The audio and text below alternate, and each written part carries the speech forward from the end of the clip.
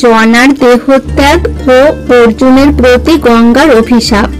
শ্রী জন্মেজয় বলে, শুনো তপোধন, কি যুক্তি করিল জনা, কহ বিবরণ। বলেন বৈশম্পায়ন, শুনো নরপতি, দুর্বাক্য শুনিল বহু জনা গুণবতী। ভ্রাতার নিকট বড় পেয়ে অপমান, মনেতে করিল যুক্তি ত্যাজিব পরাণ।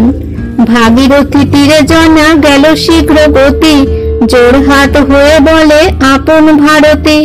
শুনো গঙ্গা দেবী, আমি করি নিবেদন, তোমার সলিলে আমি ত্যাজিব জীবন। নাসিল অর্জুন মম পুত্র ধন প্রাণ, আপনি করিবে মাতা ইহার বিধান। সেই হেতু চিত্তে বড় হইল অভিমান, কাতর হইয়া বলি তোমা বিদ্যমান। এত বলি গঙ্গা জলে প্রবেশ করিল, পুত্র শোক পেয়ে জনা শরীর ত্যাজিল। জনার মরণে শোক পেয়ে ভাগীরথী, ক্রোধে অভিশাপ দিল অর্জুনের প্রতি। সতী কন্যা মরে পার্থ তোমার কারণে, সে সকল ভয় তোর নাহি হয় মনে। ভীষ্মে নিপাতিলে তুমি কপট করিয়া, ভয় না করিলে পিতামহ যে বলিয়া। কৃষ্ণ সখা বলি তোর বাড়ে অহংকার, না বুঝো দেবের মায়া পাণ্ডুর কুমার। পৌত্র হস্তে বিশ্ববীর ত্যাজিল পরাণ, তুমিও পুত্রের হস্তে হারাইবে প্রাণ। শাপিলেন গঙ্গা দেবী তবে অর্জুনেরে, তাহা শুনি নারায়ণ চিন্তিত অন্তরে। ঈষৎ হাসেন কৃষ্ণ পাণ্ডব সভায়, ব্যাসদেব বুঝিলেন তার অভিপ্রায়।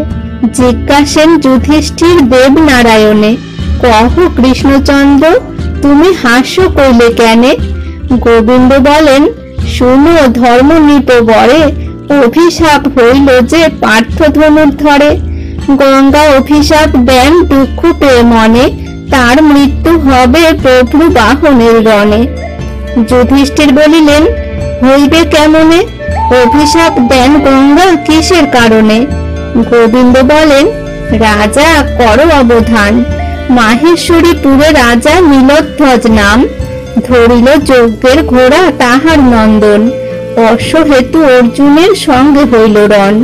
প্রবীর তাহার পুত্র হত হইল রণে, রাজা রানী তনু ত্যাগ কইল অভিমানে। গঙ্গাতে মরিল সেই পুত্র শোক পেয়ে, গঙ্গা অভিশাপ দেন দুঃখিত হইয়ে। নীলধ্বজ অশ্ব দিল ধনঞ্জয় বীরে, আপনি চলিল বীর অশ্ব রাখিবারে। অর্জুন কারণে ভয় না করিহ তুমি, সংকট হইলে রক্ষা করিব সে আমি। এত বলি কৃষ্ণ প্রবোধেন যুধিষ্ঠিরে, এই বিবরণ রাজা কহিনু তোমারে।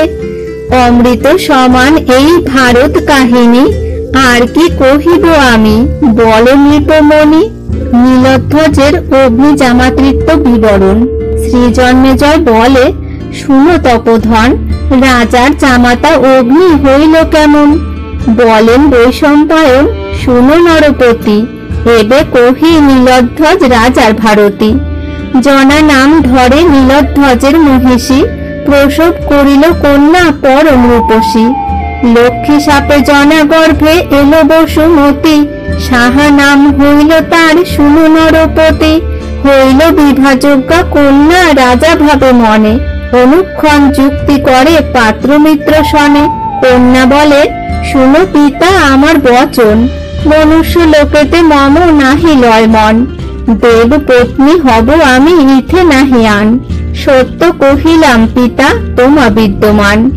সাহা বাক্যে পুছে রাজা হরিষ অন্তরে, কাহারে করিবা তুমি বলো হো আমারে। সাহা বলে, শুনো পিতা আমার বচন, জীবনে মরণে অগ্নি বলে সর্বজন।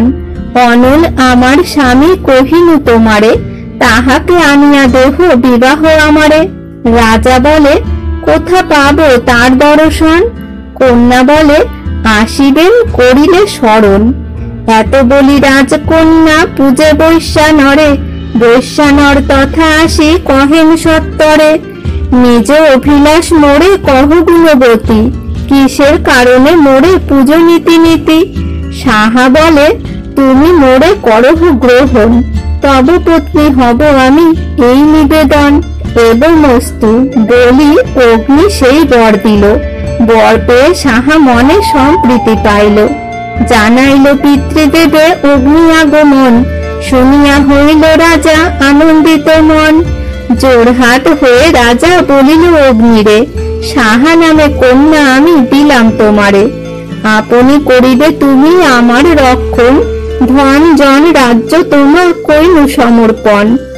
তথাস্তু বলিয়া অগ্নি সেই বর দিল। সাহার সহিত তার বিবাহ হইল।